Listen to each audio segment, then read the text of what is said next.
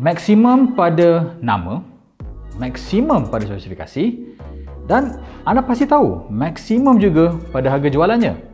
Tetapi persoalan yang paling penting bagi anda yang menonton video ini, adakah iPhone 12 Pro Max ini boleh menawarkan kepuasan yang juga maksimum? Jadi apa saya maksudkan dengan maksimum pada spesifikasi? Pertama sekali ialah skrin 6.7 inci berbanding 6.5 pada model tahun lalu. Dipadankan pula dengan RAM sebesar 6GB, lebih tinggi berbanding 4GB pada 11 Pro Max. Seterusnya, dipadankan pula dengan storan sehingga 512GB, dan umum anda ketahui pada tahun ini, kebanyakan peranti Android hanya ditawarkan sehingga 256GB sahaja. Dan akhir sekali, dipadankan pula dengan pemproses Apple A14 Bionic yang telah kami sahkan sendiri sebagai pemproses yang paling berkuasa yang digunakan pada peranti mercu pada tahun 2020. Maksimum seterusnya terletak pada kamera. Walaupun masih lagi ada sistem trick kamera yang sama, tetapi lensa yang lebih besar dengan penambahbaikan pada sensor yang dipanggil sebagai sensor shift. Menurut sistem ini dan dipadankan pula dengan kali pertamanya ada sistem LiDAR pada sebuah iPhone, Apple mengatakan bahawa kemampuan fotografi tahun ini adalah lebih baik jika berbanding dengan tahun lalu. Tapi perbezaan yang paling signifikan dengan model tahun ini dengan model tahun lalu sebenarnya terletak pada reka bentuk peranti ini sendiri. Keempat-empat sisi dan juga skrin kali ini rata. Amat rata sehingga rasa sedikit canggung pasal kali terakhir saya melihat peranti serata ini ialah pada iPhone 5 yang dilancarkan lebih 5 tahun yang lalu. Saya sebenarnya menyukai rekan ini ada beberapa sebab. Pertama sekali ialah dengan bahagian yang rata ini, tangan terasa lebih solid apabila dipegang dan peranti sebenarnya rasa lebih selamat. Pasal kita tahu, antara isu yang ada pada tahun lalu ialah ianya masih terasa licin. Kali ini, walaupun dengan kemasan yang berkilat lit-lit seperti ini, saya tak terasa bahawa ia dengan mudah akan terlepas daripada genggaman tangan. Tapi, tak semuanya positif. Dalam pemungutan suara di office, ada dua school of thought. Ada yang merasakan ini adalah rekaan yang regresif, macam nak kembali sebelum rekaan lama. Dan ada juga yang merasakan rekaan ini tak sesuai dalam tangan mereka pasal rasa sedikit tajam.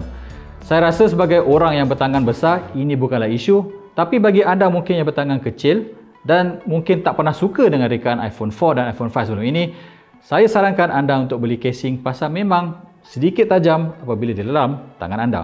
Seterusnya ialah tahun ini, peranti sebenarnya 0.7 mm lebih nipis dibandingkan 11 Pro Max. Dan akibatnya, anda boleh lihat sendiri bahawa bonggol kamera yang digunakan pada 12 Pro Max adalah lebih tinggi dan prominent. Akibatnya, apabila saya letakkan peranti di atas meja, ia mula terjongkang-jongkit. Proses kemas kini tidak berakhir pada rekaan tetapi juga pada perisian dengan iOS 14.2. Kali ini antara muka diberikan nafas baru. Untuk pertama kalinya pada sebuah peranti iOS ada widget, adanya talang aplikasi dan juga kali ini tumpuan lebih diberikan kepada privacy. Bagi mereka yang amat paranoid dengan penjualan data yang sekarang kita tahu berleluasa, iOS 14.2 akan memastikan anda tahu apakah akses yang diberikan kepada setiap aplikasi dan juga akan memberitahu sekiranya aplikasi tersebut mengakses GPS dan juga kamera anda. Bagi mereka yang paranoid macam saya, iOS 14.2 mungkin adalah sistem operasi yang terbaik untuk memastikan data-data yang saya ada tidak digunakan dengan sewenang-wenangnya. Tetapi macam mana pula dengan penggunaan? Saya tak cakap tadi, sebenarnya skrin pada keempat-empat model iPhone 12 tahun ini semuanya masih lagi 60Hz.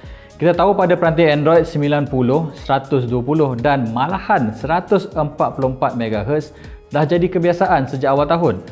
Apple merasakan 60Hz masih lagi baik jika dipadankan dengan sistem operasi mereka. Dan saya tak boleh deny bahawa apabila saya melakukan tatalan, saya dah gunakan peranti ini sekitar seminggu, saya tak mengalami sebarang masalah. Malahan saya tak rindu langsung skrin 120Hz yang saya gunakan pada Note 20 Ultra yang saya gunakan sebagai daily driver sebelum ini. Pasal kita tahu, at the end of the day, memang kelancaran itu penting. Melancarkan aplikasi dengan pantas ialah benda yang antara top priority orang ramai.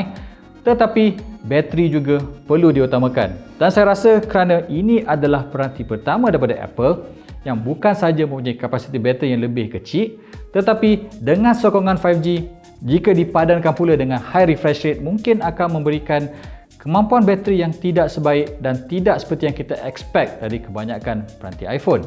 Bagaimana pula dengan prestasi kamera? Saya tahu setiap kali bila iPhone launch saja kat Malaysia, orang akan tanya kepada saya, berbaloi atau tidak, dan bagi mereka yang memang Apple fan akan cakap memang iPhone the best.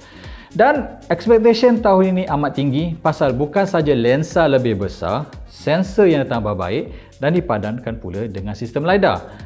Dan saya menemui beberapa perkara yang saya rasakan signifikan bezanya berbanding dengan tahun lalu. Pertama sekali lah High Dynamic Range. Gambar kali ini lebih terang dengan preservation kepada detail yang lebih ketara. Apabila letakkan side by side dan dikongsi pada media sosial mungkin tak nampak.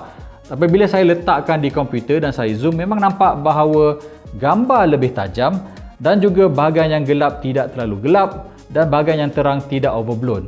Bagi mereka yang sukakan color science Apple yang terkenal dengan natural, apa yang mampu dihasilkan oleh 12 Pro Max adalah amat memuaskan. Yang kedua ialah penambahbaikan pada mode malam, gambar yang bukan saja lebih terang tapi masalah hingar yang tidak begitu prominent jika dibandingkan dengan 11 Pro Max. Ketiga dan apa yang saya rasakan paling signifikan ialah kemampuan video. Ini adalah telefon pertama di dunia yang menyokong rakaman Dolby Vision HDR yang kalau anda nak tahu, jika anda beli equipment yang sama di luar sana dijual pada harga 3 ataupun 4 kali ganda lebih mahal jika dibandingkan dengan sebuah iPhone. Dan apa yang saya sedari juga ialah penstabilan. Saya ambil gambar ketika saya sedang berjalan dan apabila saya playback video tersebut kepada orang yang ingin menontonnya, ramai bertanya, ni pakai gimbal apa? Tapi tidak, ini hanya sebuah footage yang saya gunakan. Saya pegang telefon seperti biasa, saya rakam dan perisian yang ada pada iPhone 12 Pro Max membuatkan ianya diambil seakan-akan menggunakan sebuah gimbal. Namun begitu ada beberapa isu yang kami sedari masa gunakan kamera pada 12 Pro Max ini. Tapi untuk dapatkan apakah isu-isu tersebut, saya rasa adalah baik jika saya teruskan lintas langsung kepada rakan yang kini berada di dataran mereka. Teruskan. Ada dua isu yang perlu saya katakan di sini. Pertama ialah skrin. Pada tetapan skrin paling tinggi sekalipun, saya dapati adalah sukar untuk melihat ke semua elemen antarmuka dan ini menyebabkan saya sukar nak gunakannya. Dan isu kedua yang saya rasakan lebih serius ialah pemanasan.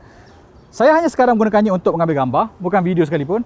Dan bahagian belakang adalah amat panas jika bandingkan dengan pengalaman saya menggunakan XS Max sebelum ini dan juga 11 Pro Max. Jadi, tak tahu mengapa, inilah isu yang saya sedari buat kali ini. Terima kasih Fisarudin untuk analisis anda. Jadi, saya harap dengan apa yang saya katakan tadi, anda kini tahu apakah pro dan kontra yang ada pada kamera 12 Pro Max tahun ini. A14 Bionic ialah chip yang paling berkuasa pernah dihasilkan oleh Apple. Itu kata mereka, tapi betul ke tidak kan? Jadi dalam ujian yang kami lakukan di makmal Aman menggunakan Antutu 3D dan juga Geekbench, semua yang dikatakan oleh Apple itu ternyata benar. Jika dibandingkan dengan 865 Plus yang merupakan chip yang paling berkuasa pernah kami lihat sebelum ini, A14 Bionic dengan mudah memintas ke semua markah yang dicatatkan oleh pemproses keluaran Qualcomm tersebut. Tapi dalam real world usage, saya sedari kalau main permuah tak ada masalah. Malahan game macam Genshin Impact dan juga Asphalt dan COD Mobile sekalipun boleh dimainkan pada tetapan tertinggi 60 frame per second tanpa masalah pemanasan. Bagi orang yang banyak melakukan syutingan video pula, saya sedari bahawa proses untuk melakukan syutingan video adalah jauh lebih pantas. Dengan mudah sekali lagi memintas prestasi 11 Pro Max yang selama ini saya kategorikan sebagai peranti yang paling best untuk lakukan syutingan while on the go. Seperti saya katakan pada awal tadi, peranti 0.7mm lebih nipis dan akibatnya kapasiti bateri tahun ini sebenarnya 100 mAh lebih kecil. Apabila saya lihat benda tu, saya ada sedikit orang kata kerisauan. Mungkin tak sebaik tahun lalu. Tapi saya silap. Dalam penggunaan LTE misalnya, saya lakukan perjalanan di luar sambil mengambil gambar. Saya dapati SOT di antara 9 ke 10 jam bukan masalah. Sekali lagi, LTE gunakan sebagai hotspot dan ambil gambar. Dan kalau anda macam saya, kebanyakannya saya gunakan Wi-Fi di rumah dan di pejabat, saya tak ada masalah untuk dapatkan SOT sehingga 12 jam dan bateri sehingga 20 jam. Malahan saya sebenarnya setiap hari 9 pagi saya cabut pada pengecas, saya balik rumah dalam sekitar pukul 9 malam, tidur dalam pukul 11, masih ada lagi sekitar 25 ke 30%. Ini adalah prestasi terbaik yang pernah saya lihat pada sebuah peranti mercu setakat ini. Tempoh pengecasan pula agak baik juga, sekitar 1 jam sahaja. Mungkin tak sebaik pada Mate 40 Pro yang boleh buat dalam masa 40 minit. Dan anda tahu dengan pembelian setiap iPhone sekarang tak ada pengecas, dan semua ujian saya katakan tadi menggunakan sebuah pengecas 20 watt. Jadi untuk anda nikmati pengecasan sekitar 1 hour tadi, perlulah beli pengecas secara berasingan daripada store-store Apple yang terdekat. Kesemua model iPhone 12 tahun ini menyokong sistem pengecasan magnetic MagSafe, dan antara persoalan yang paling banyak saya terima kat Twitter ialah boleh tak guna MagSafe jika saya gunakan kerangka lain. Saya gunakan kerangka Spigen dan sukacita saya katakan tak ada masalah untuk mengecas peranti menggunakan MagSafe. Cuma tak ada sistem sambungan magnetik yang ditawarkan oleh kerangka rasmi yang dijual oleh Apple sendiri.